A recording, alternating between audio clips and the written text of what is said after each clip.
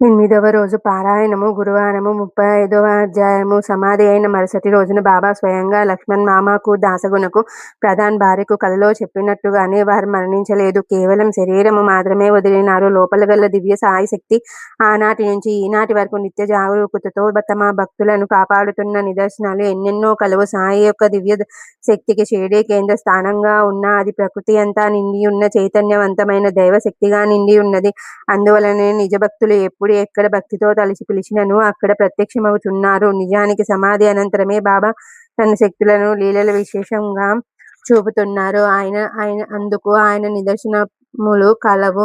కొందరు సాయి భక్తులు అనుభవములను అభిప్రాయములను ఈ గ్రంథంలో ప్రారంభించుటకు ముందుగలు పీఠిక విభాగంలో చదివి విన్నాము. అలాంటి ఎందరో భక్తులు అనుభవములను దృష్టిలో ఉంచుకొని ఆలోచించిన షిరిడీలో వెలిసిన సాయిబాబా మరణించినని అనుకొనుట చాలా పొరపాటగును. వారు ఈనాటికి సజీవులే. వారి నిజంగా జీవించి ఉంటే వారికి చూడగలుగుట, వారి మాటలు వినగలుగుట, వారి అనుగ్రహము పొందగలుగుట, ఏమీ చేయవలను అనే సందేహం భక్తులకు రావచ్చును. ప్రతి పవిత్రమైన హృదయంతో సాయిబాబాను పూర్తిగా నమ్మవలను. వారి జీవిత చరిత్రను తరచుగా పారాయణం చేయుచుండవలను.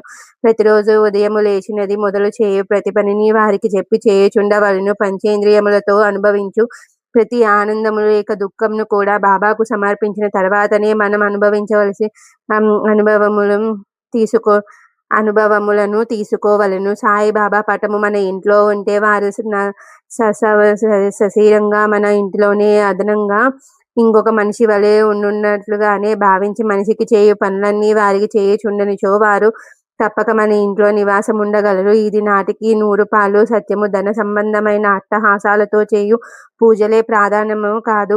మనసును ఒక గుడిగా చేసుకొని అందులో సాయి రూపాన్ని ప్రతిష్ఠించి నిత్యము హృదయవాణి అయిన సాయితో అంతర్లీనమగు వారికి సాయి సర్వదా లోబడి విన్నును. అలాంటి పవిత్ర నిర్మల భక్తులకు సాయి బానిసగును. భక్తులపై వారికి అంత ప్రేమ, సాయి యొక్క ప్రేమాభిమానాలను ఒక్కసారి రుచి చూసిన వారి వారి జీవితంలో సాయి పాదములపై అర్పించుటకు కూడా వెనుకాడరు. సాయి ప్రేమను వర్ణించుటకు మాటలు చాలవు. వారి శక్తికి ఊహించుటకు కూడా మన బుద్ధికి గల శక్తి చాలదు. అలాంటి ప్రేమ స్వరూపులు సద్గురు సమర్థుడు సాయిని మన కుటుంబంలో ఒక భాగస్వామిగా చేసుకొని మన జీవితానికి ఒక ఆధారంగా చేసుకొని మన సర్వస్వం సాయికి సమర్పణ చేసి ఈర్ష్య ద్వేషాలను లొంగక అహంకార మమకారాలను దూరంగా ఉంటూ మనకున్నంతతో హీనులకు దీనులకు సహాయపడుతూ ఉండినచో మన కుటుంబ భారములను సర్వ సాయి మోస్తూ మనకు వెంటగా జంటగా ఉండి మనలకు సక్రమైన మార్గంలో నడుపుతూ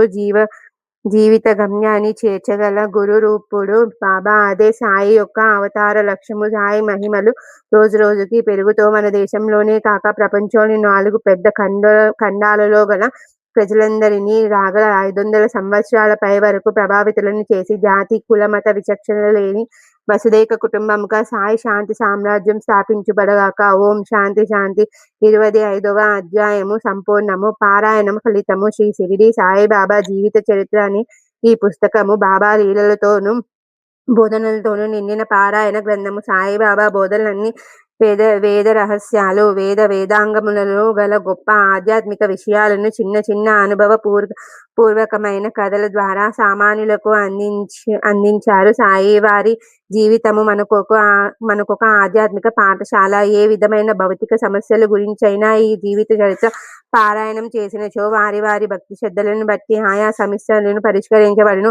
భౌతికమైన విషయములను గురించి కాక కేవలం ఆధ్యాత్మిక వికాసము కొరకు దీనిని పారాయణం చేసినచో ఇది దివ్య ఔషధము వలె పనిచేయును. ప్రేమకు ప్రతిరూపుడైన సాయి దీనిని పారాయణం చేయు ప్రతి వారికి సన్మార్గంను చూపుగాక, సద్గతి కలిగించుగాక, వారి జీవితంలో శాంతి సౌఖ్యములను నింపుగాక, వారిని అన్ని వైపుల నుంచి రక్షించుగాక. సర్వే జన సుఖినో భవంతు. లోక సమస్త సుఖినో.